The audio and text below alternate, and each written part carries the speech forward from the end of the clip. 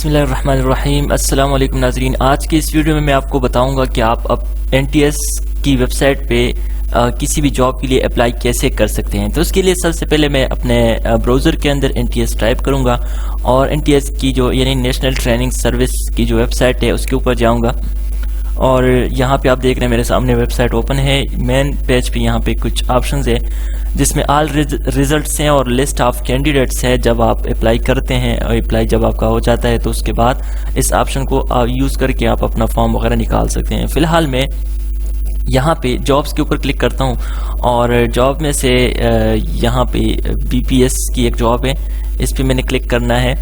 जो इसका फॉर्म है ऑनलाइन फॉर्म ये मेरे सामने ओपन हो गया है।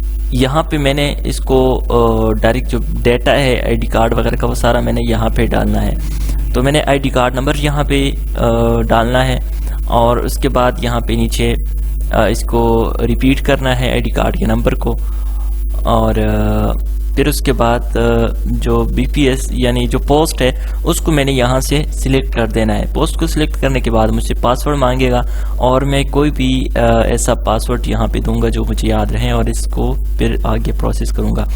उसके बाद यहाँ पे हमने लॉगिन होना है। तो लॉगिन होने के लिए भी जो डेटा हमने इस्तेमाल किया वही डालना है, ID कार्ड नंबर, पोस्ट और उसके बाद पासवर्ड यहाँ पे डालेंगे और लॉगिन के इस बटन पे क्लिक करेंगे। तो मैं लॉगिन के बटन पे क्लिक करता हूँ पासवर्ड वगैरह डालने के बाद।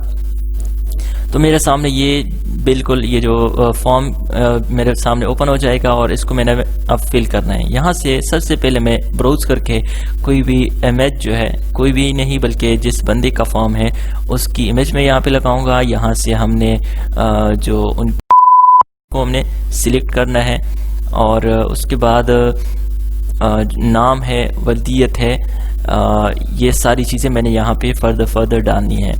आप इसको देखते जाएं और मैं इसको फिल करता हूँ। बिल्कुल आसान सा काम है। जो चीज़ आपसे मांगी गई है आप उन चीज़ों को बिल्कुल करेक्ट और सही तरीके से यहाँ पे फिल कर दें। मैं इसको फिल करके आपके टाइम की बचत के लिए थोड़ा सा आगे जाऊँगा और अगला जो प्रोसेस है वो आपको बताऊँगा। यहाँ से डेट ऑफ बर्थ आप डालें और इसमें इस कैलेंडर को यूज़ करके आपने डेट ऑफ बर्थ डालनी है। उसके बाद यहाँ से हमने डिग्रीज वगैरह जो आपने हासिल की हैं वो यहाँ पे आपने ऐड करनी है। मैट्रिक सबसे पहले और SSC यहाँ पे यानी साइंस लिखना है या साइंस की जो मेजर सब्जेक्ट्स है वो आपने यहाँ पे टाइप कर देनी है।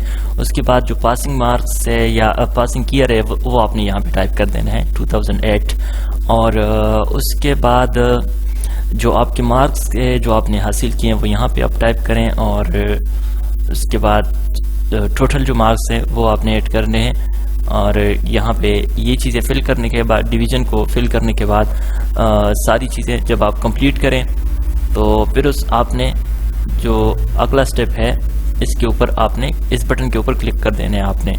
तो आपके सामने ये फॉर्म इस शक्ल में ओपन हो जाएगा और अब ये टोटल जो है ना एक वो पेज होगा जिसको आपने एडिट किया खुद और एक जो है ना 2 पेजेस इसके साथ और होंगे और हो सकता है किसी में 3 पेजेस हों, किसी में 2 पेजेस हों। यहाँ पे फ़िलहाल मेरे पास जो है ना ये 2 पेजेस है। उसके बाद आपने Ctrl+P करके इसको प्रिंट करना है।